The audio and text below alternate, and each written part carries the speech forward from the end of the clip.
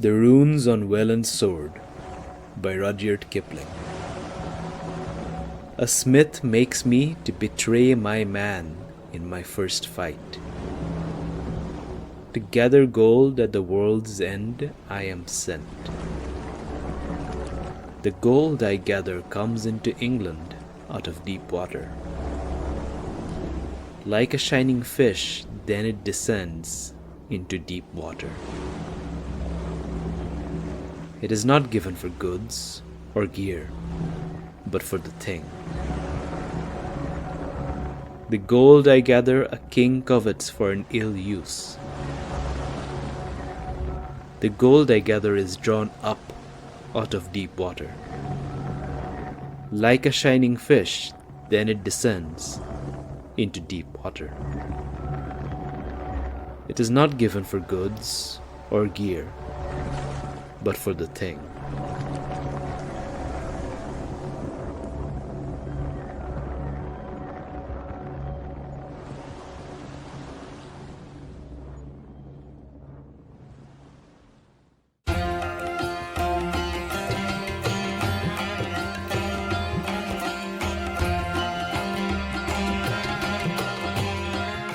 Uduasha City, where the sun is a mirror and the moon a shadow, where dancers cavort in forbidden operas, making love to forgetting and flaying, where the wealthy play at war with silver swords and silken sashes, where the people mine the dead heart of a burning star for cannonballs and pipework, and where 1,000 secrets hide in a forest of paper and ink.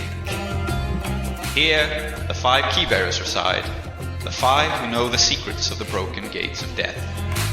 5 only. There is no 6th spire, forlorn and forgotten in the desert. There is no one who looks to the displaced, the poor and destitute and landless, whose ancestry has been stripped from them by foreign looms and foreign sparkcraft, and no one has ever heard of the House of Ending. But this is their story. Their roots pulled up and burned, they stand in filth up to their necks, and that is precisely why they must keep their heads ever high. Welcome to Uduasha, immigrant. May it fear the name of the house you will build. Welcome to Desperate Attune, an actual play podcast about characters with their identities in peril, played by an international cast devoted to fiction-first gaming, collaborative world-building, and complex character drama.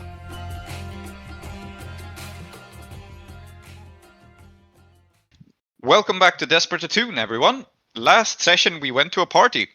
And I think that's all there is to be said about that. No, not really. We went to a party. We met Tamira, Clem's old rival, who attempted to screw with Mumtaz. Actually, who attempted to strike a deal with Mumtaz, but it was all interrupted by Saeeda. Clem was poisoned, and I think where we left off.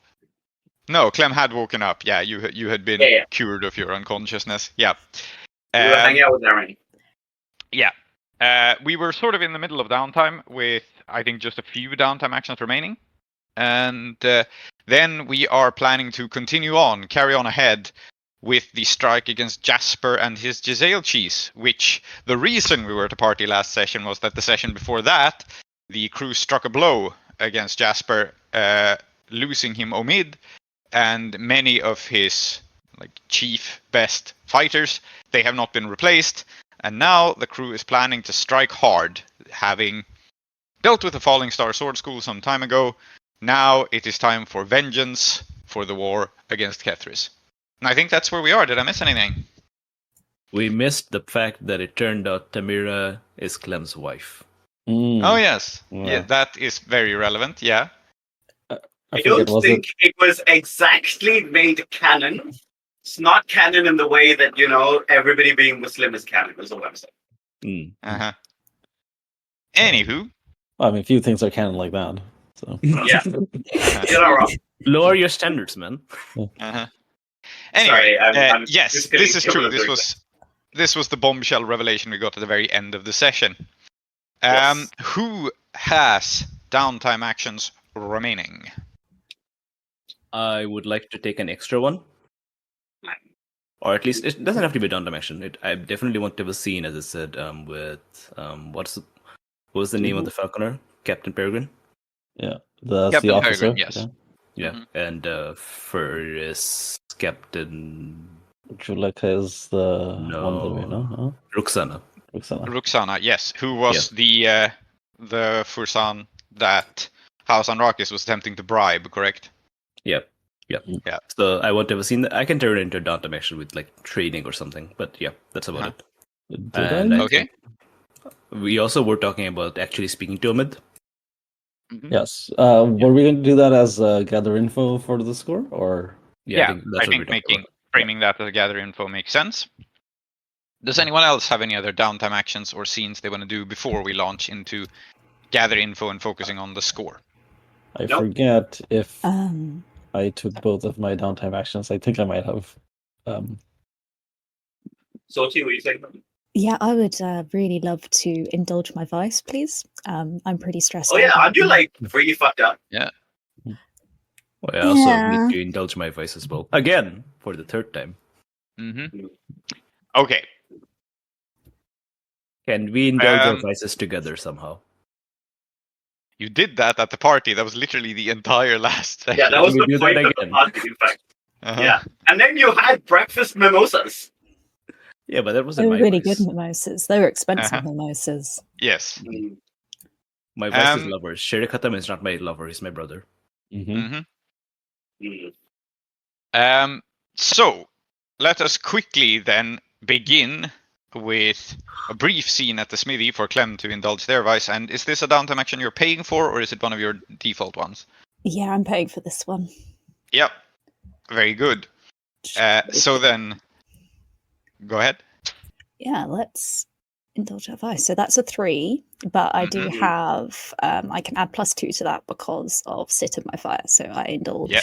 May I come Stress. as well and gain the benefits of this? Sure, of course, yeah. I Mhm. think Clem has, because they're still squatting in Woots's shed. Mhm. They've got a pit, and they're brewing moonshine in the pit because that's how the Severossi do it, of course. Yes. Mhm. Mhm. And I was going to say. Mm? No, go ahead. Finish No. the. please. I was going to say, aside from the moonshine, what I wanted with this scene, just briefly, is actually to see how Clem lives, because I imagine it's in some amount of squalor. And I don't think we've seen Clem's actual personal quarters before, so I think it would be interesting to frame the scene there. Mm. Would you like to describe it? Of course, yeah. So it's probably a pretty dark shed, a couple of candles lit to see by.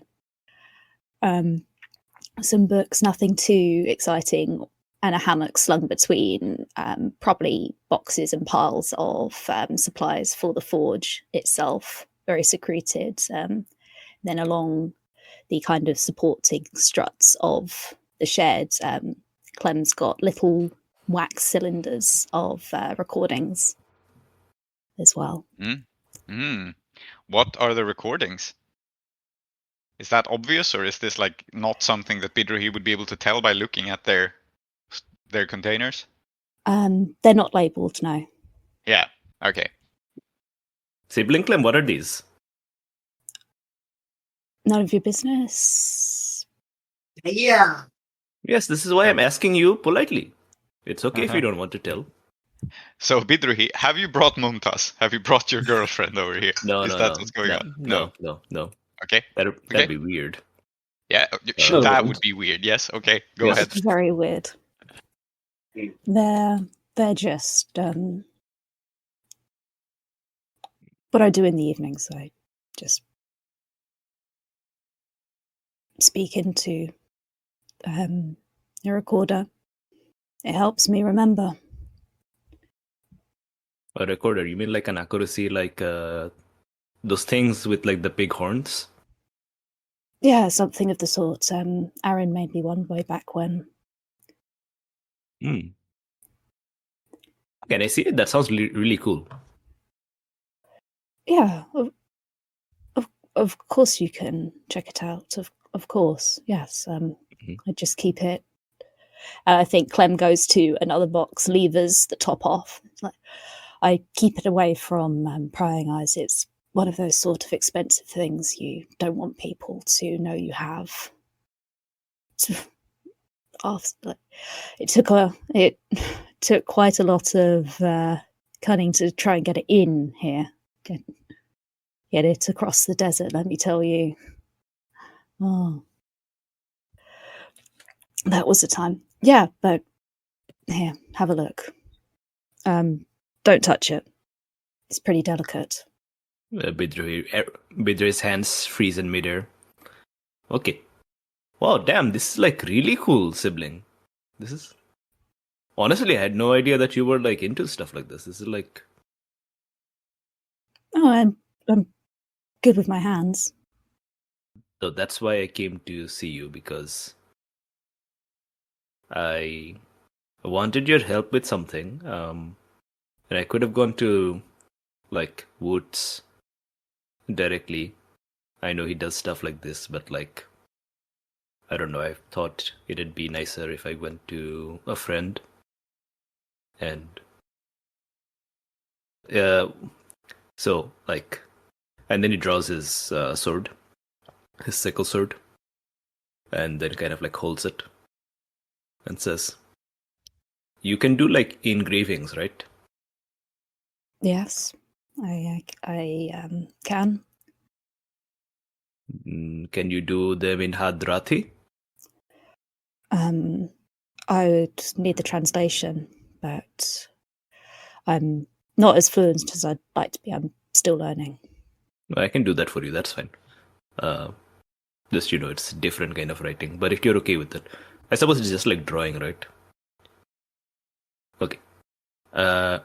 If it's okay for you, I would like to have engraved. I don't know if you can do it with like, some sort of fancy metal. I can pay for the extra, but like, just put in like, I don't know, Mumtaz's name. I think that'd be nice. Do you think that'd be nice? Is that too gauche? Is it too much? I mean, it's an awful permanent thing. It's up to you. Yeah, if it doesn't work out, I just throw the sword away, It's a nice sword. I can make you a new one. Would you prefer that? I think, no, this is the sword that, like, I've been using for, like, the rise up to where we are now. And, like, we're able to do something, like, really big, right? And Mumtaz is part of that story. So, like, Mumtaz's name should be on this sword. And future can come and, like, what happens. But, like, it should be on this sword.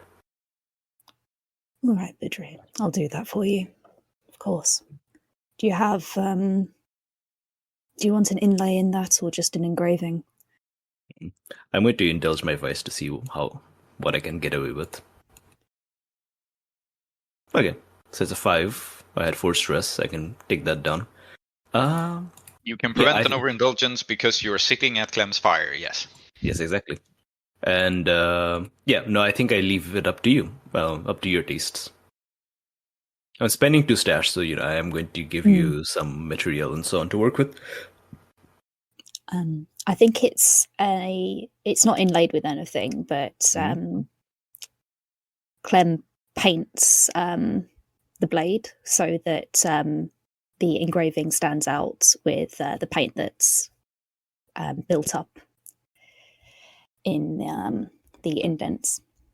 So I think they've gone for this sort of shimmering black, opalescent a little bit.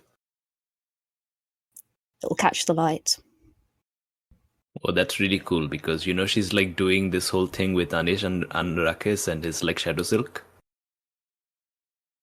It's very, very clever, sibling Clem. Very nice. Thank you. It's really nice. Thank you. You still owe me that cloak. But hey, we'll call it square. This was fun. Oh yeah, the cloak. Forgot about that. Okay, no. I mean, I did get it off of a corpse, so... Fine, it's your cloak. I'll get you a new cloak. It's fine. Okay. Sibling Clem, new cloak for you very soon. Bam, done. All right. Thank you very much. Love you very much. Bye-bye. And then he runs away to show Mumtaz the sword that he did, because, what's a gesture if the person being gestured towards doesn't see that you're gesturing towards them? Indeed. And I'm sure it's a very sweet and romantic scene, but we also know that there's no dramatic thing happening there because you didn't overindulge. So it's just a nice gift. That is all. A nice gift that I keep. Mm-hmm. Yes. So, I can't believe you're trying to make him feel bad about not overindulging. Yes. I mean, I indulged as much as I should. Yes, I mean, you gotta acknowledge as a GM when the players get one over on you, right? Like, sure, yeah, absolutely. Yeah. Mm-hmm. You gotta rage and be like, you got away this time, you meddling kids. Anyway, it's just collaborative adversarial GMing in that the player collaborates in making you adversarial. Yes, precisely. So that was our indulge vices, or did Mushfiq also need to indulge vice again? No, not good. I just don't remember if I actually used up my downtime actions last time. I think I might have. I think that we did, yeah. Yeah. Because you worked on your trauma clock too. Yeah. Well, you both worked on your trauma clock and indulged twice. So yeah. that's two That's things. true. Yep. Very good. Mm-hmm. Okay. Cool. Then I guess we have two things. We have gathering information for the score, and we have this scene with Captain Peregrine. And I think it just makes sense to do Peregrine first, so we can focus on the score after that. Yep. Okay. So, Bidrohi, are you going to see him alone, first of all, or are you bringing any of the crew? I would like Saeeda to be there, and I would like our community spokesperson, the man, the legend. Alkader, yes. Not the myth, because he's real. Mm-hmm. Yeah. Alkader, Saeeda, and Bidrohi. All right. And are you meeting them at Falcon's Perch, actually, like at the symbol of authority over the city, or are you meeting them somewhere else? Is this a more anonymous thing, or do you actually go to the halls of authority? It seems that it's where they would summon us, right? In order to have this kind of meeting. Yeah, but I think it's a little bit clandestine what we're proposing. Okay. So I think it'd go either way. Mm-hmm. I think, you know what? I think you propose a clandestine meeting with them, and maybe this is a power move, maybe it's just coincidence. That's just how Captain Peregrine rolls. But he's going to meet you at the spot next to Falcon's Perch, where you have been making out with your girlfriend. This secretive spot next to the wall. And maybe this is just a coincidence. Maybe it's just Peregrine knows that this is a secluded spot next to the perch where no one ever goes. And right? The only person who knows that he knows is Bidrohi. Yes. Which is great. Uh-huh. Very good. Yeah. Captain Peregrine just knows the best spots in the city. He's a man of taste. What can I say? Yes. Mm-hmm. And so we have described this before. It's like a flat, rocky area just as a foot of one of the walls where the lookout sometimes walks by, but he can't unless he leans out over the wall and looks straight down. He's never going to see you here. So it's a nice and secluded spot in that sense. And you're not really meant to have easy access to it, but you can. And this is where Peregrine proposes to meet. And he has brought Roxana, since it's a meeting with both of them. Mm-hmm. And technically, the castle is more under her command than his. So we see this pair, Roxana, this kind of no-nonsense, kind of working class almost Fursan, who does not look best pleased to be here. It's windy today. She's getting sand everywhere. And then we see Peregrine himself, who's standing beside her, looking calm and serene. And Peregrine is a falconer. He is a small man with a pencil moustache. He in every way looks like a bureaucrat. But for this particular meeting, he has his falcon with him. Mm. So there is actually a bird perched on his gloved hand. Have you brought a vulture? Because you know that there's a chance that we might be, comparing birds. I mean, I don't think that's what Bidrohi would do, but would you like to bring a vulture? I think I would have told Bidrohi to bring the vulture because it's your vulture. And I feel like, you should... You are more likely to make sure the vulture doesn't do something untoward or more importantly, embarrassing. Mm-hmm. What have we named this vulture? That's a good question. Have we named it... Sorry, go on. It's the messenger that carries messages back and forth to Moss, right? So yes. Maybe something in this direction.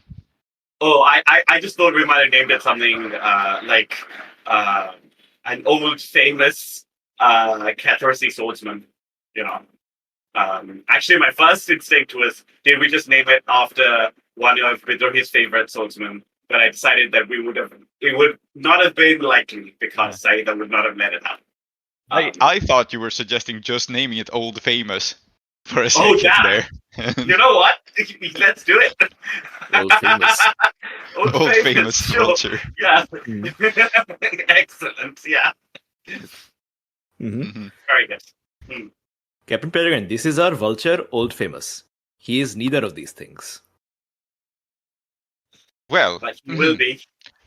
Delightful. I don't know the details or specifics of this meeting, but I trust it is not sport, because we could have done that somewhere more comfortable for poor Captain Roxana here. No, it's not sport. And I don't know, man. You chose the location, right? But okay, we will, because it's a windy day and it's not good for Captain Roxana's complexion. We shall keep it brief and to the point.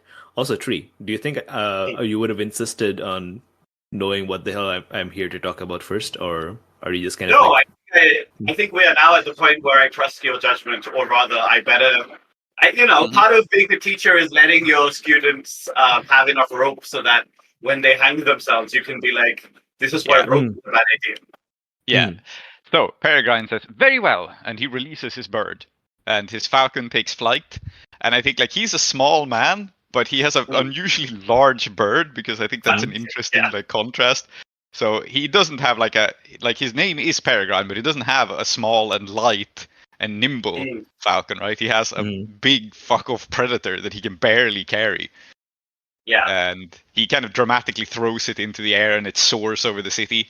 And these are spirit-bound pets, right? He can see through the eyes of this thing and stuff. So unlike old presumably he just justified. Yes, presumably he does this just to make sure that no one followed you or you're spied on, or maybe he is doing it to spy on you. Who knows? Yeah, anything's possible. Yeah. Old Famous just looks up at it and refuses to follow, and that's why we like him. Yep. Yes. Unlike literally everyone else in this sword school, Old Famous is not a big showboat. Yeah. So, speaking of big showboats, okay. To speed up this process, I have asked Alkader sir to bring visual aids. Alkader sir, please show them the big pieces of paper. I can help hold them up against the wind. And we are essentially going to deliver a PowerPoint presentation. PowerPoint presentation? Yes. He has brought, absolutely, I'm with you, he has brought a flip note board. I want to just be clear that it's really good that nobody told Saeeda about the plan, because if they had, the PowerPoint presentation would have been vetoed. Yes. Okay. Yeah. As you know, in Severus, they have these things that they call pies. In this pie, traditionally they used to have their meats and cooked, and they'd bake it inside these things called pies. Okay, so using the visualization of this pie, imagine we are having slices of pie, right? So before Rising Moon Sword School, Bidrohi really needs to stop reading business management books that he finds on the street. No, this is from a cookbook. This is from a culinary history book. Of course. I see. Are we to believe that Uduvasha does not have pies? Pies are apparently that's what Bidrohi believes. Huh? Pies are fairly Western. No, I know, but no one's thought of or anything that you cut into slices. Well, it has to be a pie chart joke. That's true. Yeah. Yes, continue, please. That is actually that's the real problem, is that it has to be a pie chart joke. Yeah. Okay. Well, anyway, Yeah, we have Resume with the pies. pie charts. yes. We have pies, and they're from Severus, and Yeah. hopefully, and as like sophisticated people, surely they know about Severus pies. So we have, as you can see, this is the size of the pie before Rising Moon Sword School, and like before Rising Moon Sword School became like, a little bit of a big deal in the community. There was like crime everywhere. There were like fights with the Skovlanders and all that. And as Captain Ruxana asked, what is the taxation? We were not producing any taxation. But now you can see, because we have visualized bigger pie using numbers that Alkader sir has run. This is bigger pie, and now you see that here is slice that is going as taxation to Fursan. And from the size of these pies and these numbers, which are 100% accurate, because Alkader sir is a meticulous man, Yes. you can tell that we are a net positive. I don't know what that word means, but it sounds good. Net positive to Bunderwest area, and also for the Fursan through taxation. And this is the important thing, that let us not be beating around the bushes and so on, which I think is also a Severusi term. We are not on entirely right side of the law, right? But that is a purely hypothetical statement, of course. We are not admitting to any guilt in any criminal activity. I think Ruxana looks at you, Saeeda, and says, "Get on with it. This is really bad for my skin." Sure, but like, I know what. Are you kidding me? We're not on the right side of the law. These are the military police. Yes. She pulls up a veil. He's the one who keeps talking about how we're gonna get fucked because we can't keep on getting on the wrong side of the law. They already know that. Yeah, but that doesn't mean we have to acknowledge it. Yes. Polite fictions are very important, Okay. Anyway, and then I put my fingers to my lips. Okay. Shh. Okay, shtum, right? Okay, this is how it is. And then Bidrohi doesn't get on with it because it takes him a long time, so I'll just summarize what he says. Essentially, there's always going to be crime in Bunderwest, but the fact that there's now a rising power that especially represents the Kethrisi means that now there's more stability. And it's in fact, I'm going to make the case that it's in fact in the interest of the Fursan to let the Rising Moon Sword School kind of like take over and kind of like be a bigger group, like amongst all the criminal gangs and so on. Kind of like, organized crime is better than unorganized crime for everyone all around. For their tax revenues, and also it means that they have to intervene less. Basing on the real politic that they will not be able to erase crime. So what is your goal here with this yeah. persuasive speech? Yeah, the goal ultimately is that because we are good for them and that we're going to be getting bigger, there's going to be moments where they will be compelled to act against us because, we do something that's like too big for people to ignore. Like, people outside Bunderwest take note. And I imply that something like that is about to happen. Yep. And then I say, when something like that happens, then obviously, like, you have to do something about it. We understand that totally. And when my proposal to you now is that when you need to, like, bring the hammer down, you bring it down on a specific individual who will represent the community as a whole and will take the fall for it, And this will be good for the person as well. Yeah. And I'm going to say, yes, that is why, of course, we have brought Mr. Alkader, who is a scion of the community and would be more than willing to take on this responsibility. And I look at Alkader for his reaction. Because I do think Saeeda's okay with Bidrohi just volunteering to like go to jail all the time. That seems pretty bad, actually. Yes. And I don't know what this guy Alkader's up to, but it's definitely not something as self-sacrificing as, man, when the community needs, I will just go to jail.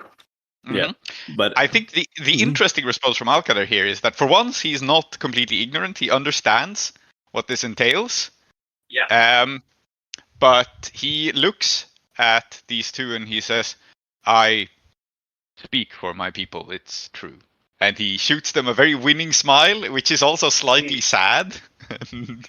He's not that self-sacrificing a guy, but he has come to understand, right, that if he's gonna live in his brother's shadow, he has to take on some of the burden his brother took on, and his brother died for the cause. So that is true. Yeah. Alkader said, "This is why we love you," and I embrace him for 5 seconds, and then I let him go. And then I say, "But Alkader said, it cannot be you, because let us also be really, really, really real. When people are taken away to prison for like crimes and stuff, people know that they did it, or that is the reputation, right? It is good, in fact, if there is a person whom, when things go down, when you need to bring the hammer down, that there is a person that people in Uduasha will know that this is the guy. This is the guy who did all that. This is the guy to remember. This is the guy to think about. It's good for us, in fact, if we have someone like that. Someone who can have that reputation. Someone who can have that respect. Quite right. And quite right. Yes. And your And that's sword me. school, yeah. He claps a hand on your shoulder and he says, "And your sword school, and you, I understand, stand for that. As for me, I am a non-violent man, and I wish that to be well known to the Fursan." He says, and he hands over the clipboard pointlessly to the Fursan. He just gives it to Rixana as a gift. Violence is well known. The pen is much mightier than the sword. Yes. It sounds like you are angling to get an ability here, which is, so of course, Jailbird. I already took Jailbird, but this is kind of like, because I feel like it's the sort of thing that also requires some fictional scaffolding. Yes, and I wanted to have the scene to kind of establish that, and maybe speak to Saeeda about this afterwards. I don't know. Yes, there is one other thing that you can do here if you want to spend a coin or some stash. Yeah. And that is to acquire an asset for the upcoming score, and that asset is simply the Fursan looking the other way once. Because I think you're also setting yourself up for that. Yeah. Interesting. Okay. Yeah, and I think Saeeda will. I will mark documents here actually, because I think Saeeda's the kind of person who may not know exactly what's going on in terms of they came in trusting that Bidrohi had a plan, but definitely has some kind of documents on that's like,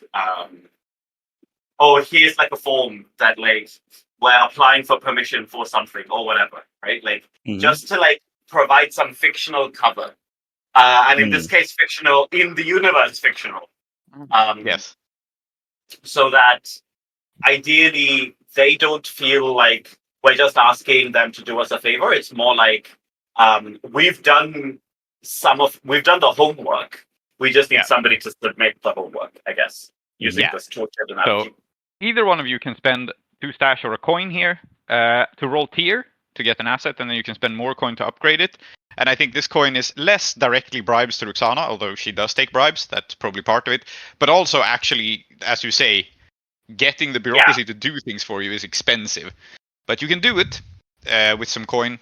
And what this will mean in this case is basically the Fursan won't necessarily know what you are up to.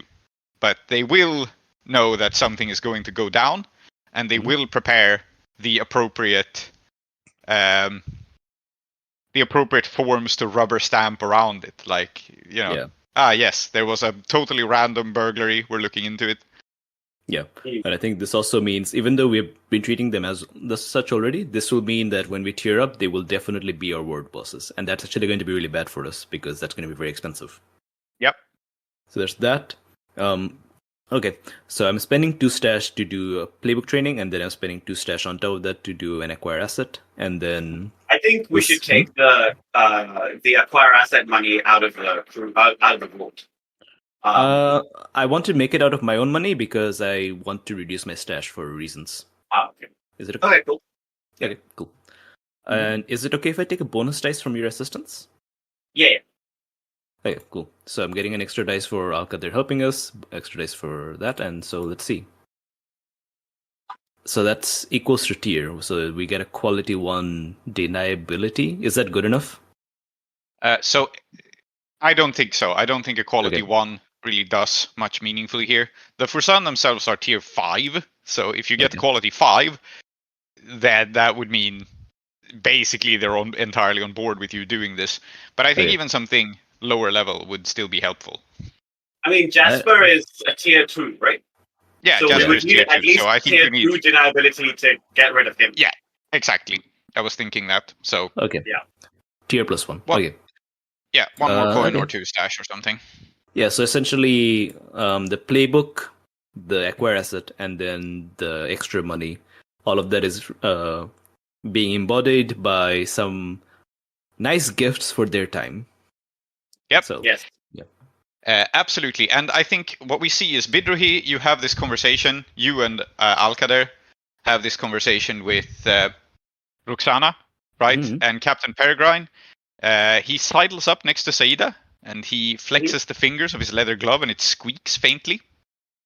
Mm-hmm. And he says, well, it seems the young man is really learning his way around how to do business in Uduasha. Though, of course, he is native. He was bound to pick it up sooner or later. And you? Yes. He looks at you curiously, tilting his head. Just, And how I- are you finding the city? Kind of is his look. Well, you see, as you say, I rely on my younger relatives, such as Bidrohi, to guide me. I'm not as knowledgeable in such urban settings as he is. And, well, one thing I will say for Utuasha, your mangoes are very good. Yes. Yes, they are, aren't they? Remind me, which house is it that controls the mango trade? Is it Anixis? He pulls on the fingers of his glove lightly, looking you straight in the eye. Yes, and I will say, in fact, it may be that it is the House of Endings. Oh, really? He looks up and he recalls his bird at those words. Yeah, I mean, you do what you want with that information.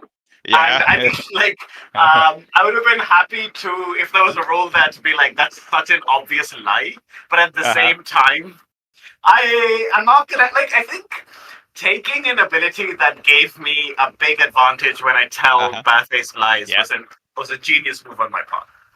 So you can absolutely make a move if you want. And what is going on here is that he is leaning on you, right? He is, he is figuring out that you are moving up into the world, and that means you have the attention of certain demonic houses. Yes. And he is looking into it. So you can make a move on him here if you wish. I think, so the move that, like, what I'm trying to do here is to make clear that it is not just that I'm not under a demon house's thumb, right? And like the con of that definitely is that, like, if you attack me, you are not just directly attacking a tool of a demon house, right? I am more independent than that. But at the same time, the pro is you can't just lean on whoever you know in the demon house to lean on me, right? And so I'm purposefully using the House of Endings also to imply that, like, if you don't know who they are, that's because you don't know who we are. Yeah. Absolutely. You can make this move to flex on it. It has standard effect because I think you have done enough to flex to show that you have interesting things going on. I think one important thing here is that falconers represent House Ankuset, and Kuset's entire thing is finding and binding and destroying deadly arcane entities. Yeah, they are sort of the inspectors / the spirit wardens. The spirit wardens, absolutely. Yeah. They keep track of weird shit going down in the city, and you saying this has implications in itself. Yeah. So it's risky standard, I think. Okay. Do you think it's a sway? It feels like a bluff, right? Yep. Do you think it is a bold-faced lie and I get increased effect? Yes. So okay, fine. Then it's risky. Great. If you're going for increased effect. Okay. So I think with great effect, what I want here is this person, not Kuset or in Kuset itself as a house, but for Peregrine to begin believing that that this House of Endings is not just a rumor, that it does exist or something. Right? So with great effect, you may choose. You can add him as a crew contact, who has contact with the entire crew, or you can add him to your own sheet as not just a contact but a friend, if you succeed in great effect. Oh. I mean, his friendship is very dangerous, but he will be willing to do you certain favors. So he can either become a crew contact friendly to the entire crew as a whole, or he can take a special interest in you. I think. Yeah, I think that I know exactly what Saeeda's two instincts here are, and the first is that he should be in contact with the entire crew because we are dealing with him as a team. Team. But on the other hand, Saeeda's other instinct is to take all of the risk on themselves and not let other people interface with that risk. And maybe that makes them a control freak also. No comment about whether that would be true. And in this I don't case, think, if I may jump in with a thought. Yeah. Which is just that if we are setting up a situation where, if there's crimes and so on, then Bidrohi is the fall guy, then it automatically makes sense for him to be looking at the entire crew, not just Saeeda. Yeah, okay, that makes sense. Okay, we'll add him as a crew contact finally. He's had so many interactions with the crew, but always more as a threat than as an asset. I think you're in a position here to actually make him an asset because of what Bidrohi is setting up. So we can add him as a crew contact on a success. And we'll see how it goes. Risky, great. I have 3 this way because I am a good liar. Let's see how it goes. I rolled a 5. Okay, so what is going to happen here is, unless you resist it, he will become a crew contact, and Captain Peregrine will personally be monitoring and handling the interactions with the Falconers with you. And as his safety fallback, he will make sure that several of the other Falconers are arraigned against you, so you need him. So your status with the Falconers will drop by 1 point. I like that. Oh man, I think it's good. I think I like the politics of that, and I like that it's a very obvious play that I can do nothing about. Yes. So you are now at -1 with the Falconers. You have Captain Peregrine as a crew contact, and he can shield you from their wrath. But they are also aware that you are fucking with things you're not allowed to touch. Yeah, absolutely. I had him as a rival. Should I remove that? Yes, I think he has now been turned into a crew contact. You've had him as a rival, but he arrested you, right? And almost did you a favor. For him, he did. Yeah, but he did also throw you in jail. So which is pretty bad. So I think the relationship with him is shifting. Yeah, he's no longer quite a rival. He's now a crew contact, but he is a crew contact who is exploiting that and making sure you need him. Yeah, and sort of the consequence of this is the Falconers are at -1, and if you lose access to Captain Peregrine for whatever reason, even if he just dies of some unrelated reason, you'll probably drop to -2 with them. So and being at -2 with your wood boss is a bad idea. Yeah. So very good. Okay, great. Once the scene is over, I would like to have a scene with Bidrohi because this seems like something that Bidrohi has decided that he must do, but has not necessarily asked the rest of us how we feel. But we can see you having a brief conversation walking away. I think there's value in that, and then we'll pivot to Omid after that. Okay. Yeah. That went very well. Good job. It went very well. Now, Bidrohi, I understand that your examples in self-sacrifice have been exceedingly efficient, but you understand that offering to go to jail every time somebody wants a Ketrisi to go to jail is bad. You understand that it is not just bad for you, though I care about you and I hope that you know that, but also it is bad for the school. It is bad for your mother, to whom I have made a promise to look after you. It is bad for many of us. Okay. But Saeeda auntie, when they come to find someone to take to jail, someone has to go to jail, right? It need not be you. Yeah, but who else? Okay, think about it. There's you, and Saeeda auntie, you're quite old. And also, if they take you, then the whole Prince of Endings things becomes the story, right? We don't necessarily want that. In fact, we definitely don't want that. It's better if this all looks like immigrant crime stuff. So I don't think it should be you. It shouldn't be like Mushfiq Bhai, because like Mushfiq Bhai is barely holding on as it is. Sibling You have claims like less not faith even, in him than I, but very well. and sibling claims not even Kethrisi. And like I don't know, bald Murad and so on. Like I don't know. I don't want to. We have all heard stories of like like big crime bosses and so on, like letting like the underling take the fall, but like that's not us. So No, like who's we would left? have let Alkader and Khatam, who is quite visibly the face of our community, who wishes for respect, which is something that he would get if he were to do this, and who is otherwise, in my humble opinion, something of a weasel. Yeah, but that's why we need him outside, because like, okay, if we send him into jail, then like he'll turn against us for sure, 100%. If he survives it, then he'll turn against us, and we don't want that. But like, think of it this way: if I go to the Falcon's Perch, then this is as part of like a deal. They won't. Okay, they still might, but they probably will not treat me as bad as they could. It'll probably be a little bit okay. And in there, like, I'm a young guy, and they'll be like, holy shit, this guy's like the guy. He's like leading these like badass sword school people. Like, that's good for us, actually. Bidrohi. Yes. Listening. Doing things because they are badass is something that I hope to, shall we say, rid you of the habit of, especially because we are already too caught up, I think, in the way that we seem. And I am not immune to this.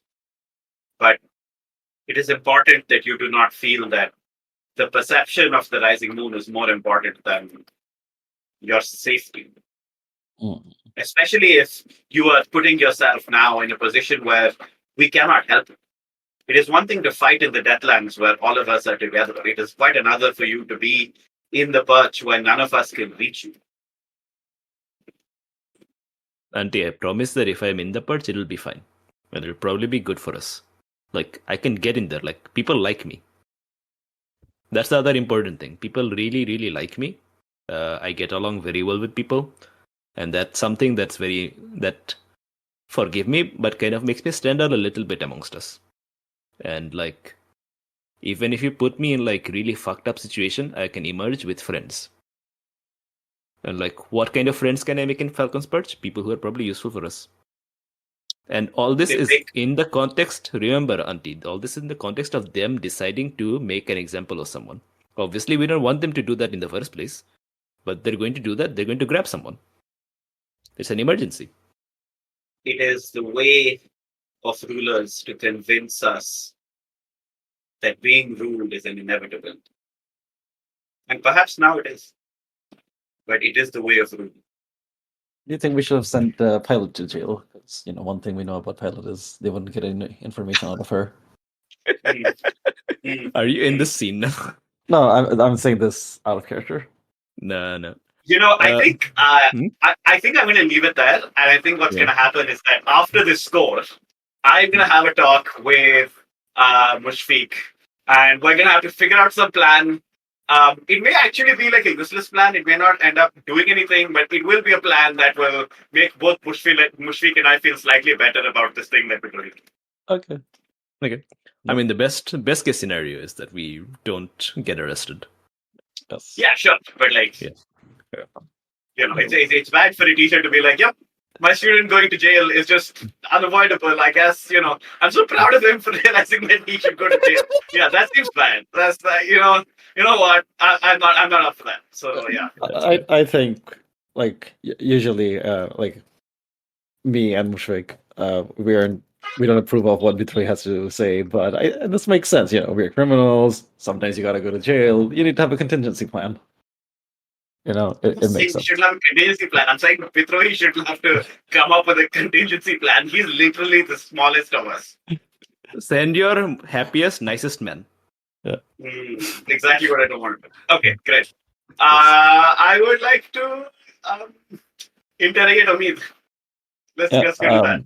Okay. Yeah. Yeah. Are we going to talk? Is Mushfiq and Saeeda going to like talk about our approach first, or? Oh yeah, sure. Yeah. Let's do that. But also out of character. Yes. I was thinking about what we might say to him because I mean, like thinking about this guy, like we are trying to get him to be our instrument, right? But he is also famously very self-serving, and he is definitely going to try to betray us at some point. So we need to somehow make him see that working with us is in his best interest as well. I have a solution for this. All right. Okay. And it was going to be, well, I mean, we could just do another acquire asset, I guess. But my solution is that I'm going to ask Shahryar, whom I know to be a great and mighty mage, to form a ghost contract between me and Umid. Or anybody else if they want to do that. That'll do the trick. And then if either of us breaks the contract, we immediately suffer some kind of immediate level 3 harm, which means we can do nothing. Yeah, well, that works. I was going to do something like, more, like say something like about how the, tides are turning, or how like, ever since the war. You can do that. Yeah, but like your one's way better, so we're gonna do that. I think maybe the conversation we have is you bring this up, and I'm just like, oh no, I'm a friend who can just like make a ghost contract happen. So we can do your thing, but maybe we should not do. I think I'm trying to be nice to you, and you just say, no, auntie, it's okay. We can just we can do contract. It's fine. Yeah. All right, let's go talk to him. Or Yes. let's have maybe like Saeeda and Mushfiq find each other somewhere. Yes. My question for you is: do you take him out of the holding cell, or do you go see him in the holding cell? No, we're seeing him in the holding cell. We're gonna go see him in the holding cell. Yeah. Mm-hmm. Yeah. All right. So he is. I think we'll just cut to the two of you entering the holding cell. He is laid out on whatever bed he has in there. And yeah. All right. Yeah. So Mushfiq opens the door. I think fairly cheerful. It's been a good few days, and he looks at Omid and he goes, "Hello, Omid. How are you? My boys been treating you all right?" Yeah, they have. Although I'm getting a little sick of gulab jamun. Oh well, they have. I need to have a word with them about that. He sits up and he goes, "Plenty of time to think in here, though. I appreciate that." Is that right? And what have you been thinking about? Well, who do you think? He says, and he looks at you. Well, I'm flattered.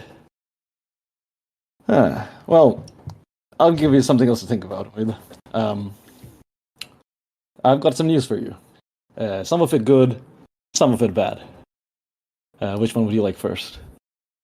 I doubt any of it's good. So start wherever you like.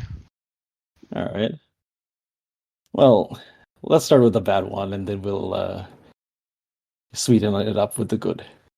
You just see Saeeda sitting, in fact, rolling a cigarette. Because I think something that has happened to Saeeda over the last few months is that they have fully taken up this habit, which they had rid themselves of. And I know the vice is mangoes, which it is. But in many ways, this is the useless vice. It's the vice that does give relieve stress. But sorry, go on. Yeah. So Mushfiq goes, okay, I'll give you the bad news, and we'll sweeten up with some good. Yeah. So the bad news is Jasper Giseltis is going to go through what you might call a takeover by us, and we're going to be downsizing. But I believe they call it vulture capital, vulture takeover, vulture asset, something. Vultures were involved. His face remains inscrutable. You can totally study him or something here, but he doesn't immediately give away how he feels about this. He just observes it. I think I'd like to study him, especially because I'm the one in the background. Yeah, absolutely. It's a standard effect, controlled position, because you control the situation. But there is some small amount of risk involved in studying him, I think. Hey, by the way, I keep forgetting this, but we have an extra die for gather info and for acquire assets from claims. So, Bidrohi, I think you should roll another die to see whether we get a 6 for that difficulty. And then we can take some resources back. Yeah, exactly. I think and then instead of getting resources back, we bump it up. Please Okay. continue. Or that, yeah, sure. Oh yeah, and it's a there 6. we go. 6. Okay, so it's tier 3 asset.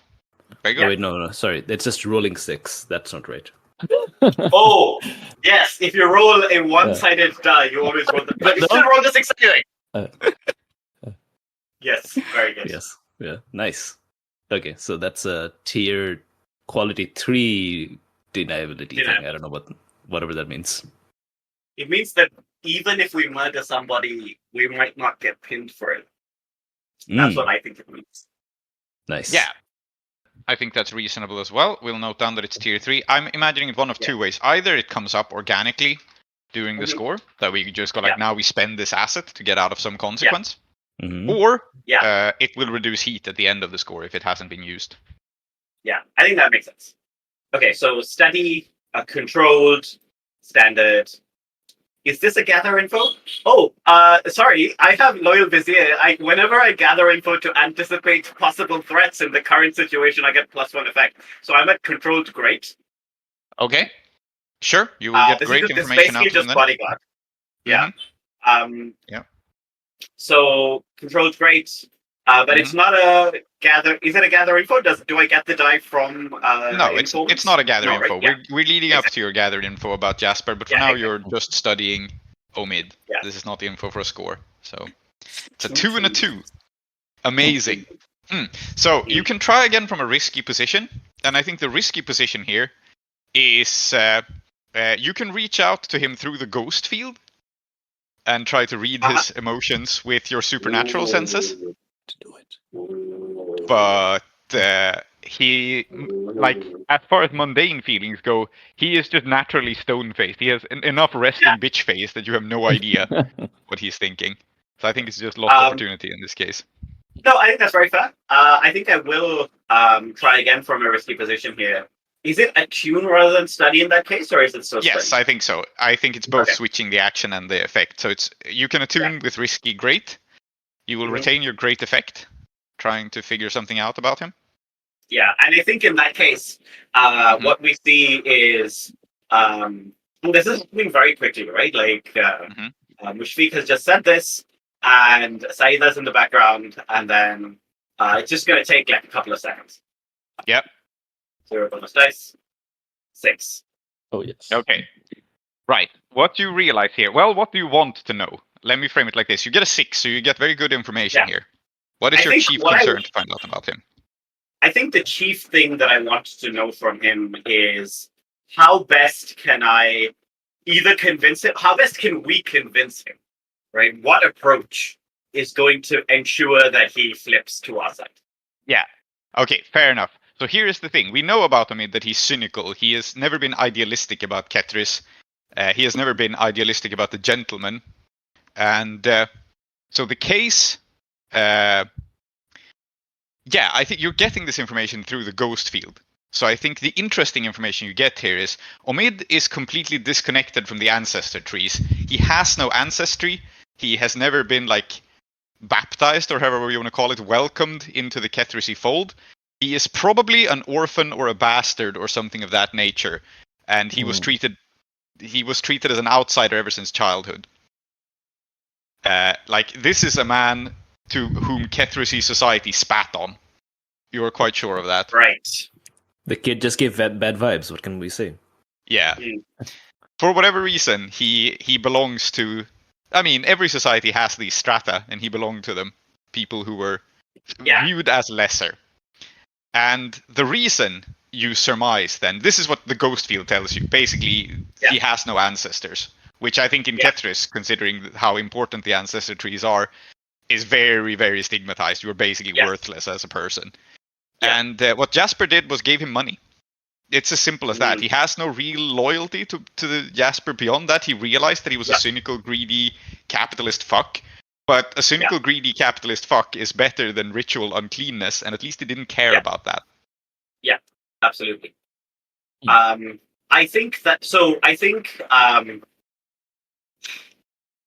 how best to convey this to Mushfiq. I think I will just.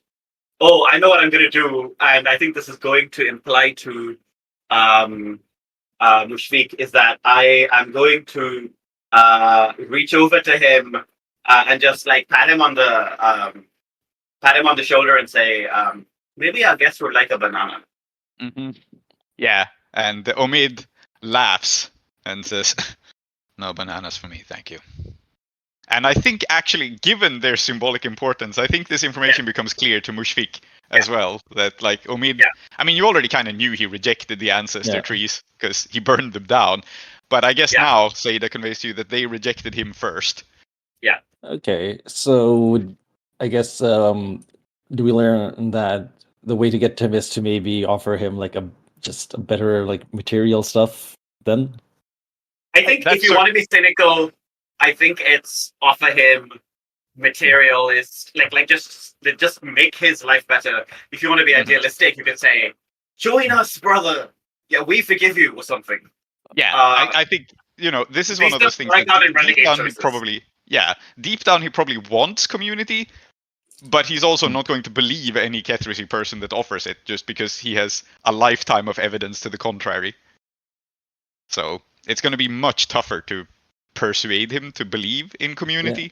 I was going to say that I think, given the sort of history of Mushfiq and Omid, I don't think Mushfiq is particularly actually interested in reforming him. This is more is more about Mushfiq trying to like make up for his failures, not trying to make Omid a better person or anything like that. Yeah.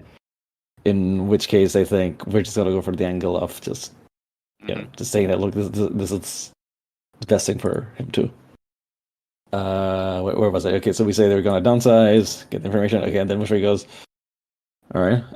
But yeah, that brings us to the good news, as we might be doing some internal promotions, right? And your name has come up with. There is a catch, of course. You're going to be doing exactly what we say. And only what we say, but given where you are, it's probably your best bet for career advancement.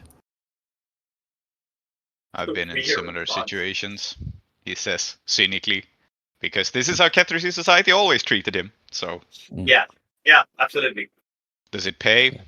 Yeah, we'll talk about pay. Let's do a little bit of an interview first, shall we? We need some information. And where better to get it? All right. So what do you want? You want Jasper dead? That's it? That's about the size of it, yeah. And his stuff. We want his stuff. And the more stuff you get, my cut is going to be small, but... Well, there's a book in here about pies. It says something about a small slice of a big pie. I don't really get it, but someone has left the pie book in the holding cell. I take a long drag, a very long drag of the cigarette. I'm sure Omid asked for reading material at some point. He was bored. Yeah. He may have just asked for toilet paper, but okay. Yes, someone gave him a Severosi cookbook, and he actually read it because he was very bored. Yeah. I think we're in a position to gather information. Like, he's, absolutely. We'll see what he knows. I think it comes down to that. I think he will share what he knows at this point, because if nothing else, like, if you go to this score and you bring back a lot of money, he gets some of the money. If you go to the score and you die, well, nice. Nice. Yeah, absolutely. Yeah, I cannot blame him. I will give you 1 die to assist. But also, if it is okay with everybody, I will spend a coin from our cruise ships to eat a mango, because it'll put me at 6 stress. Okay. So interesting thing here. We have high society, and and Jasper is described as Parvenu, so he has bought his way into high society. Yep. So essentially, we get 2 bonus dice. Interesting. Yep. Yep. Yeah. Gather information with 2 bonus dice, and it's up to Mushfiq what it is. It's probably consort, I guess. You are consorting with a person from your background, but it could be another action. Well, I mean, if you're gonna let me roll consort where I have points, then So consort with 2 bonus dice. Saeeda eats a mango. It's not a very good mango. It's not quite ripe. I think it's that like you shouldn't be eating it. I think Saeeda does feel like a bit bad, right? Like because it's the kind of thing where you're like, oh yeah, revolution, it's but a not critical. for the oppressed. Oh wow, okay. So basically, I think Saeeda like does recognize the hypocrisy inherent in the system here. A and B, it is really mean that like maybe what I've done is that a day earlier I'd come into the vault where he is imprisoned to take some money out to go buy a mango. Yes. Uh-huh. That's fucked up, man. Yes. So you are stressed out by the situation. The mango does not help. Maybe it's a good mango, because all mangoes are good mangoes. You're just not very focused on it. You can't quite enjoy the taste. But you do get very good information here, because this is a critical success. So, how about we'll frame it like this on a crit. Everyone in the crew gets 1 question. This is not normally how the game works, but I think it's interesting. Everyone in the crew gets 1 question, and I will answer that like as well as Omid reasonably would know.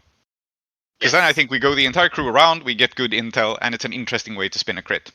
So starting with Mushfiq, because he's carrying out the interrogation, what are you most interested in about Jasper and his home? Okay, I'll just ask the question to him. Right, okay. So here goes. You've got men there who are loyal to you, right? You say jump. This is how high? Yeah. Loyal to you personally? A few. Most of them died in the desert. But yeah, some. Well, however many you've got. You're gonna yeah, I mean, most of them did die in the desert, though. Awkward. Oh, did they? I thought that was wasn't it? I mean, there weren't so many of them. They were like but I don't think he had that many people who were loyal to him in the first place, right? Like the kind of loyalty you're talking about. It seems like he would have had like maybe a dozen, and we murdered about 8 of them. No, okay, sure. All right, it's okay. We can pivot this question into all right. Well, however many you've got, if you don't want any more of them to die, you're gonna write up an order. Tell them to leave Jasper's home, and maybe leave the door unlocked on the way out. Make sense? Okay, yeah. So this isn't really strictly a gather information, but I suppose but we can frame it as such. So I think what he will tell you is basically he is in no position to order them right now, because he's like, if they find out he's not dead, they're going to start asking a lot of questions. But he can tell you the exact schedule of the people who are loyal to him and when they're not going to be around. Okay. So you will get that information. And I think the people who are most loyal to him are people who are outsiders like him. Mm-hmm. Yeah. So I think his closest lieutenant is a former Silver Nail called Sylvain, because we established that the Silver Nails are kind of also outsiders in the Severus culture. Right. Yes. Yeah. Very good. Okay. All right. Yeah. Okay. So what name did you say? Sylvain. Sylvain. Okay. And this person is not going to be there, so it's a little bit pointless to give them a name, but they could be an angle to work also. I think Sylvain and their nails is, or their like ragtag group of other people who hang out together. It's kind of an informal structure. They like to go gambling in Pasarhantu. It's a common thing there, which means that your Bone Shaker friends might have an angle on them as well. But what Omid can simply do is be like, yeah, they're going to be mostly off gambling on this day. We know when their day off is, right? Yeah. And I don't know if Omid is the kind of person who cares, but it does mean that they're not going to be around when we make our moves, right? Yeah. So they're not in the line of fire. Yeah, what is interesting about this too is that the people who are around are going to be the people most strongly personally loyal to Jasper, which means that they're mostly going to be Akarosi, I think, because I think Omid and Sylvain kind of handle the like Foreign Legion people. Yeah, that makes sense. Whereas Jasper's gang are mostly Akarosi, which the advantage this gives you is that you know that the mansion will be staffed by Akarosi people who don't really know Udwasha all that well. I'm not sure if I agree with this, because like I think like mercenaries and so on have been like because we're drawing from like history here, right? So I think like the thing that I've been thinking of was like mercenaries across like India and so on who would like fight for anyone. So I don't No, that's necessarily think, that I'm sure there's a few accuracy in there, but I don't necessarily think Jasper's like his score is accuracy, no, and he's got like no. foreigners on the payroll. I don't mean to say that at the core of it, but I do mean that Mm. Omid hangs out with these people who are the That's people true. who know Udwasha best. Like, which That isn't to makes say sense. that none of Jasper's people are Udwashans and that none of Jasper's people know Mm. it, but the people who are like the most cosmopolitan are also the people who are friends with Omid, and therefore Okay. the people he can inform you about. Makes Right. sense. All right. So it's not going to be just totally an all accuracy league, but the advantage this gives you is if you strike at this date, you can strike with the people who are less familiar with the city around. Okay. Right. We have more questions though. Let's do Bidrohi's question next. Yeah. So, who are the? I was going to ask who is the most, but I think there'll be more than one. Who are the most dangerous fighters to look out for? So, Jasper himself is like more of a businessman, but I think he is kind of a badass, especially with a gun. He's a crack shot, and he has long experience. So I think it just straightforwardly makes sense for him to be one of them. And let's have one of his deadliest fighters actually be like an accuracy, just to shift it up. Someone who's been with him a long time, who is both deadly and very loyal to him. Can What I sort of- suggest Yeah? an ex-Leviathan sailor? Yeah. Someone who, like, the reason that he's badass is I mean, it doesn't have to be he, but the reason this person is badass is not just that, like, they've been with Jasper a long time and so on, but also because the job they used to do before this required them to be someone, like, very able to, like, look after themselves. Right? So what's a suitable name here? Fitzgerald. Fitzgerald. Yes, that's a surname. Meredith Fitzgerald. That's a Meredith long-ass name. Fitzgerald. Yes, Yeah. Nice. correct. Ex-Leviathan sailor. That does sound actually like it could be accuracy, like noble name, which a lot of the sailors are, right? Because it's a high prestigious position. So if yeah, I remember Meredith correctly, Fitzgerald. Fitz is just a word for basket, right? So, like, usually, Yeah, exactly. So, it's entirely you're put on a possible ship.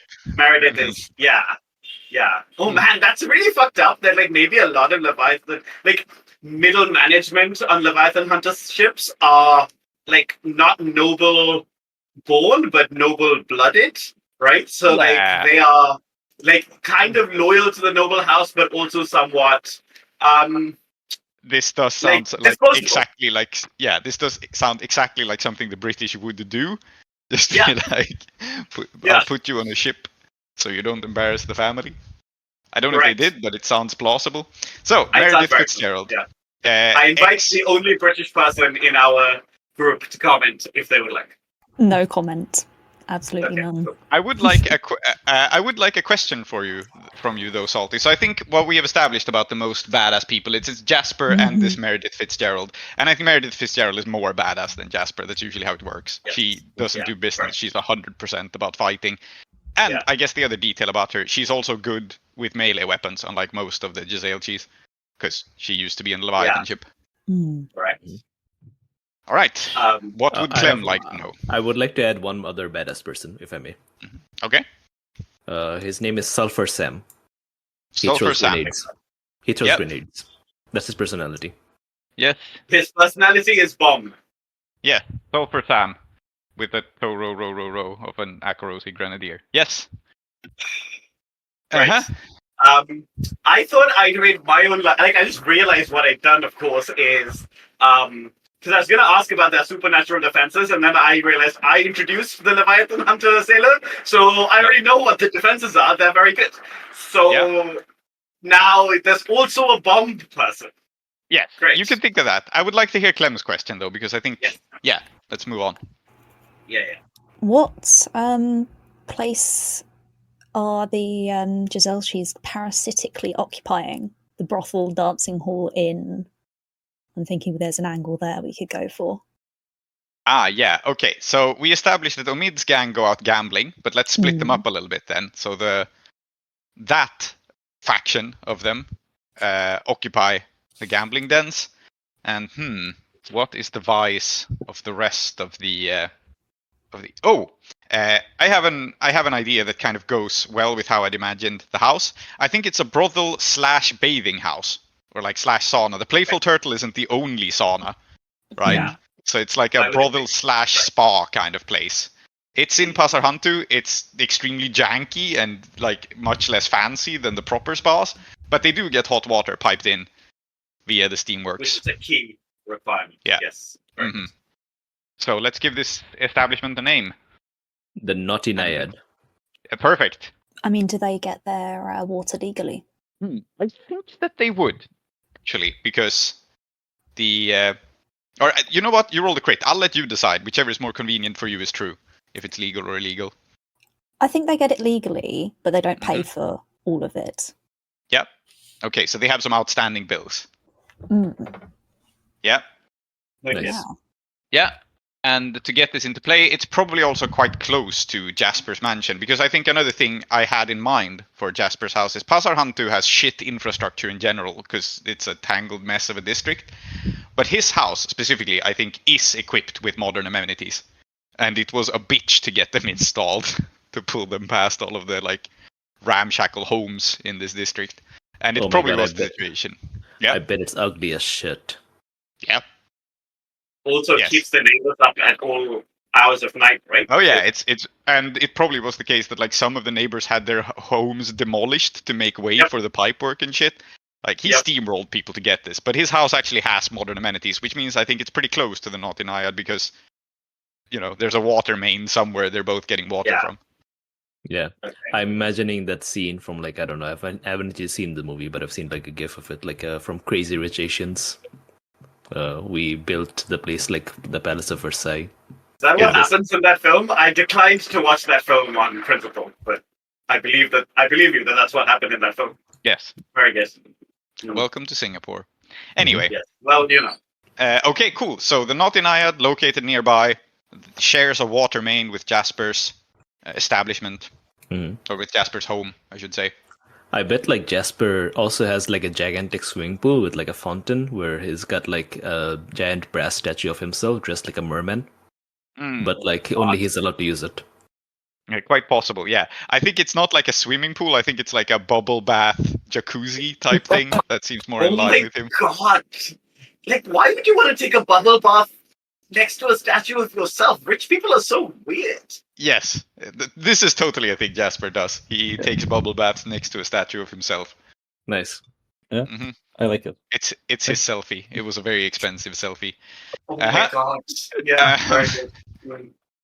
What does Saeeda want to ask now? So what were you to ask Saeeda? No, Saeeda asks, right? Yeah.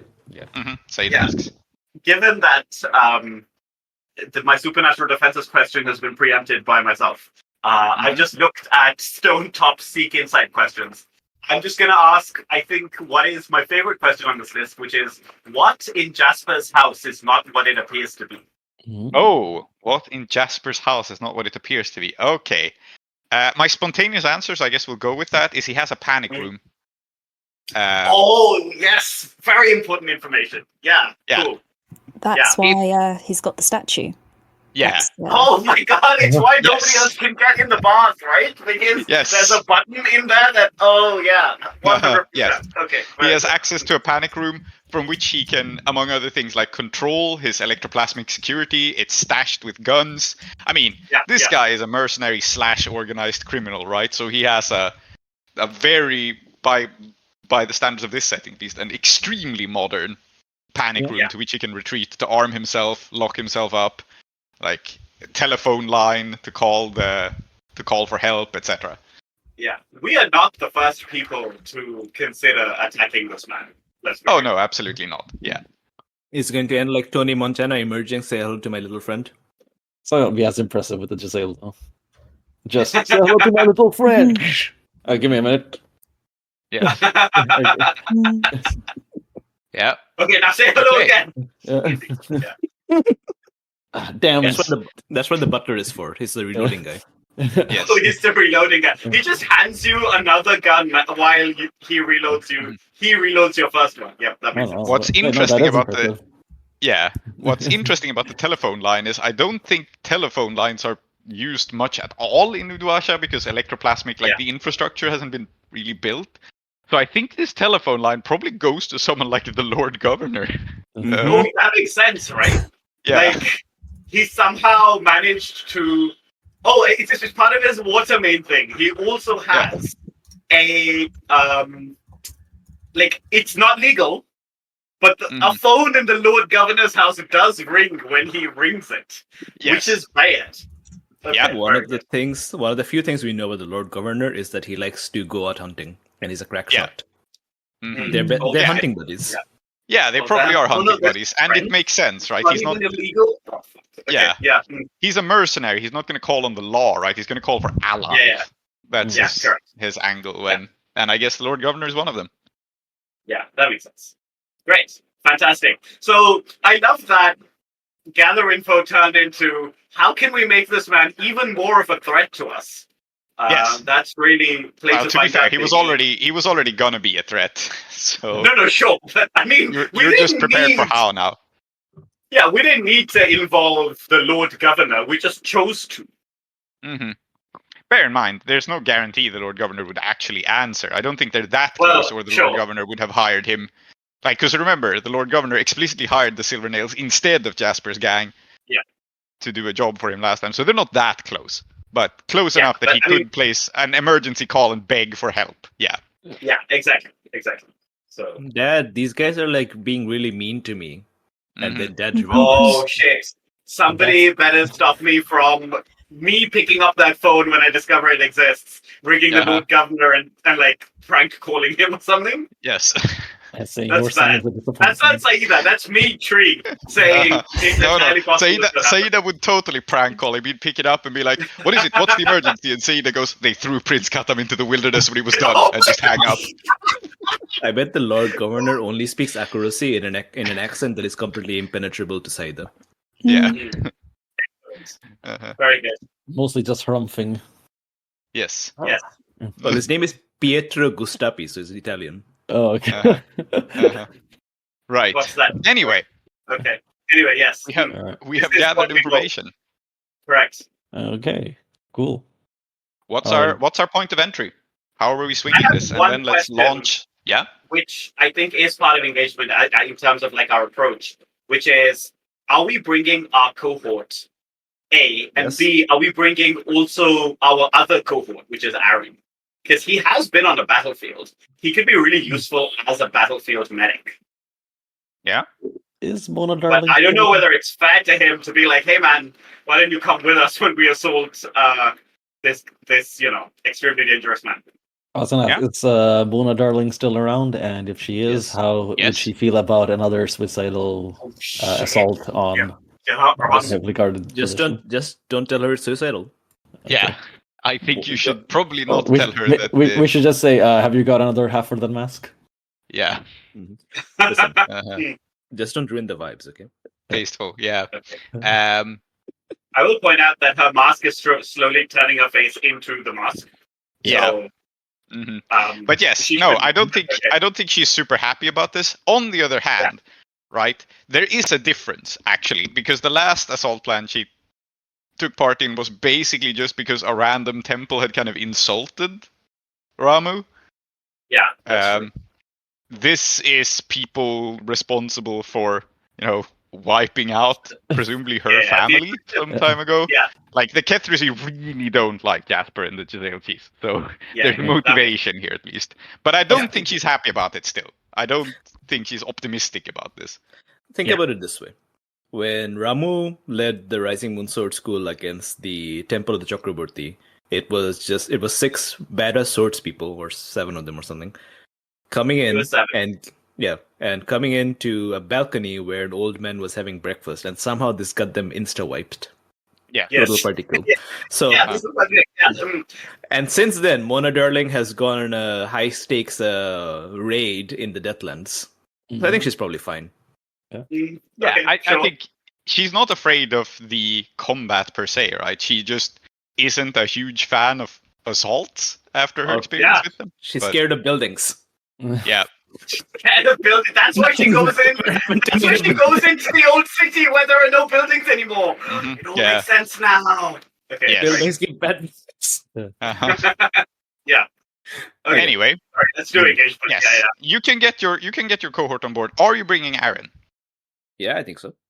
Atlas, I mean, Clem is Salty. essentially Aaron's Yeah, owner. exactly. Clem Salty, what do you is think? Aaron's owner. More insights into Clem's incredible love life. I don't like this. They're your NPC. You own them. That's how it works. I mean, it's So, up by to the way, you. sorry. Speaking of they're your NPC, what this meant is actually we didn't have to do that ghost contract thing with Omid, right? Because the regular contract worked just fine. Yeah. Well, for now, all you've gotten from him is okay. information so far. Sure. Yeah. Mm. Okay. But yes, Clem, what do you think? I mean, I think it would be interesting to have him on the scene. I mean, the angle I was thinking of was we have this battle, but also we've got the water pipes now that lead into the kind of panic room that we know about. Yeah. Aaron doesn't pay his utility bills. The issue is I was thinking of bringing in the water bearers to essentially help us here, potentially, given that the Naughty Mary doesn't pay their water bills. Yeah, but Aaron is not going to be anywhere near the water bears, I don't think. Yeah, I don't want to put him near them, but that was an angle I was thinking of. Mm-hmm. Let's bring in the water bears instead of Aaron, is my spontaneous thought. I think your idea is more interesting here. Yeah, like Mushfiq or somebody could sneak in, because I just really love the image of Jasper going to the panic room and Mushfiq or one of the Rising Moon being there already. Oh, Yeah. falling up through the pipes. Very good. Yeah, crawling up through the pipes or getting in with the water bear's aid, maybe. They would have access to whatever utility stuff is needed. Yeah. The water bearers also employ a gang of fucked up assassin thieves and so on who spend their time crawling in and around the pipes. Yeah, somehow, Klow, when you wrote up the factions, you made the plumbers like the most badass and scary people in all of Udasha. So, Hey, man. As it should be. That was the brief. That was the brief. Hey, Mushfiq's a fucked up assassin type. He should get in on this pipe crawling action. Yes, become friends with the assassin plumbers that are after Clem's best friend. What could possibly go wrong? Good. Cool. So, I ask again, not for a long time. What's our point of entry, actually? Like, how are we entering this place? So this is Pastor Hunter, right? So, is it? It's a very vertical district, yeah. Very vertical. So, I mean, as the guy with the hook shot, I would have probably tried a top-down kind of like an aerial approach, perhaps. Yeah, I think it's like... Should we split up? Yeah, I think maybe it makes sense to split up. I think it's...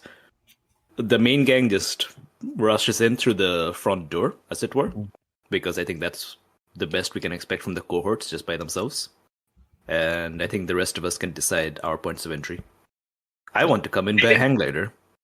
Okay. Okay, but yeah, it is an assault. We don't need to specify more than that, but there's no like clever plan, there's no back doors, there's no sneaking really. There's getting close enough that we can get over the wall by whatever means, or there might be one slight element of sneaking, which is that we need to get to Jasper quickly. Like, they can't raise the alarm and then have him, give him time to escape, right? So there might be a bit of sneaking about to maybe, like, at least for Mushfiq, like if this is gonna be a hit on Jasper, then we might have to take a faster route to get around some guards. Yeah, but it's still fundamentally an assault plan. You're rushing more than sneaking. Yeah. So I think that is our point of entry, and you have a +1 to assault from a special ability. Yes. So you start with 2 dice. Yeah. So I just wanted to clarify: are we doing the sneaking up the pipes thing or not? Someone can. I don't think that's what Bidrohi is going to do. An individual can, but the main brunt of the gang is going in the front door. There's I think in that case, no, go on. Just because Salty devoted time to learning about the Naughty Naiad, I don't know if Clem wants to lead like a one person or like, go in by themselves or like take a couple people to lock those people down. I don't know. Just flagging that, I don't want to shut that down in case that was an idea. I mean, our cohort are also skulks. Mm-hmm. Yeah. So we've got... our cohort are also skulks. In that case, I actually think... I think an angle here is that the Naughty Naiad and Jasper's house share the same maintenance tunnel for the water bearers. Mm.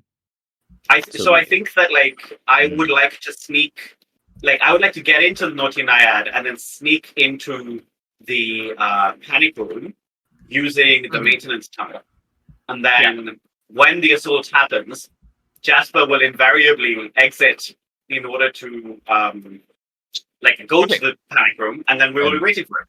And we have someone with the Sparkcraft drill. How about this? Saeeda, Clem, and the rest of the cohort attack the Naughty Naiad, and then they go into the maintenance tunnel. And Bidrohi and Mushfiq go in from the top onto the house, and they kind of start a fight there. So that the two of us, I think, can lock down, because most of them are going to be at the Naughty Naiad. That's going to be where most of them are. So we can lock down whoever's still in the house, keep them distracted up top while you guys sneak in from below. Exactly, I think that's a good plan. Yeah. Okay, cool. Right. We have our point of entry. A two-pronged attack via the Naughty Naiad and the rooftop. Yes. Fantastic. Is this operation particularly bold or daring? Hell yeah. So you're 3 dice because of your special ability. Is this operation overly complex or contingent on many factors? Probably not, right? You're doing a pincer attack. That's not overly complex. It's a little bit complex, but... So still 3. Not lose this die. So, Does the plan's detail expose a vulnerability of the target or hit them where they're weakest? Yes. So that's 4. Yeah, Is the target strongest against this approach, or do they have particular defenses or special preparations? I think, again, yes, because even though you have a vulnerability in the panic room, it's still a panic room. You can confront the guy in there all you want, but he's going to be surrounded by his still going to be surrounded by his own guns. Yep. I think that's by default. Someone like this is going to be expecting attacks all the time. Yeah. So we're back to 3 dice. Can any of your friends or contacts provide aid or insight for this operation? They have, right? Have they? What friends or contacts have actually been invoked here? Omid. You've used your cohort, but... Omid! Yeah, fair. You did roll a crit, so yes, let's count Omid as a friend for this and bring you back to 4. Anyone's enemies or rivals interfering? Oh, can we also really quickly get the Bone Shakers in on this? What's your angle for getting them in on this? We so essentially we aren't just trying to take Jasper down. We're also going to steal a whole bunch of his shit and fence it. So we need them to fence it, and that's what we're going to offer them, a cut of that. And in return, they could add some more muscle to the Naughty Naiad attack. Is that possible? All right. Yes, I think it is. I think the angle also is they'll be distracting the people who are going gambling, so they're just not an issue at all. Okay. That would be do really I good. make a roll for this, or is it just something that happens? I think it just happens. They are at +2 with you. Okay, cool. I will note down that the consequence of this is that if things go well, the Bone Shakers will continue to tear up. Yeah, and they'll take some of the payoff for themselves. But hopefully we'll get a lot of payoff. Yep. So that's it. Okay. That puts us as 4 dice, and then I ask, are any enemies or rivals interfering? Anyone want to volunteer their rival? Yes. Do you think Omid himself could interfere somehow? I think he would try to hedge his. I don't know how. If you can come up with an idea of how he could interfere from. Oh yeah. I don't think he can interfere personally, but he told you, right? I can't really send a letter. They'll know I'm alive. Yeah. And then he somehow sends a letter. I think it'd be funny. I think it'd be great if he did. Yeah, hedge his bets. It makes sense, actually. You were unlikely to find out that he did it. Yeah. And if you all die, he wins. If you come away with loot, he also wins. So yeah. Yes. I have a really funny idea. We have not seen the leader of the Flatbread Uncles, Shorbot Das. Can he be in there, having a meeting? Oh yeah, okay. Yes, you've involved the Bone Shakers, and Shorbot Das hates the Bone Shakers. So yes, I think we can combine these, actually. Omid somehow tips them off that the Bone Shakers are going to be vulnerable here. Omid. This guy. So yes, Shorbot Das will, I guess, he can be there personally. If he dies as part of the score, it doesn't end the Flatbread Uncles. They're not, I don't think they're the kind of organization that hinge entirely on their leader. They're fairly democratic as criminal gangs go, so. He's in the jacuzzi. Okay, Shorbot Das is present. Fine, we'll see if he becomes relevant, but he is. We'll make him relevant. Okay, so that puts us at 3 dice, and then other elements to consider. He has higher tier, so that bumps you down to 2, and I think that's it. No, we have door kickers. Take an extra dice. Yes, I counted that in at the beginning. That's why I started you off with 2 dice. Okay, nice. So that's already accounted for. So you have 2 dice with that. Who would like to roll for this? Ooh, I'd like to roll. Yeah, it makes sense. Crew sheet. I always forget where that is though. Rolling engagement. It's down here with 2 die. Let's go. It's Nice. that's a 6. Oh, all right.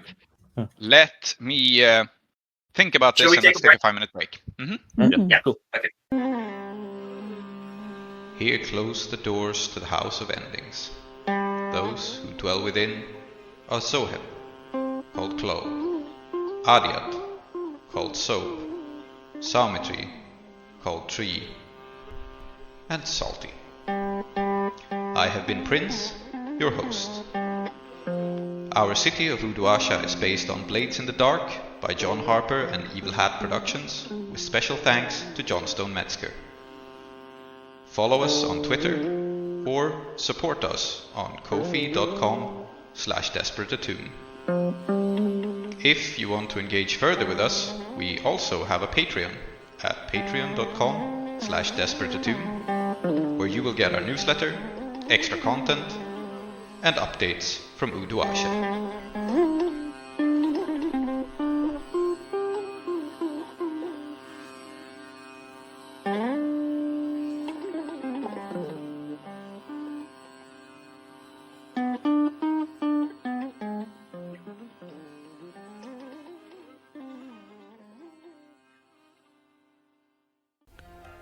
On the next episode of Desperate Attune.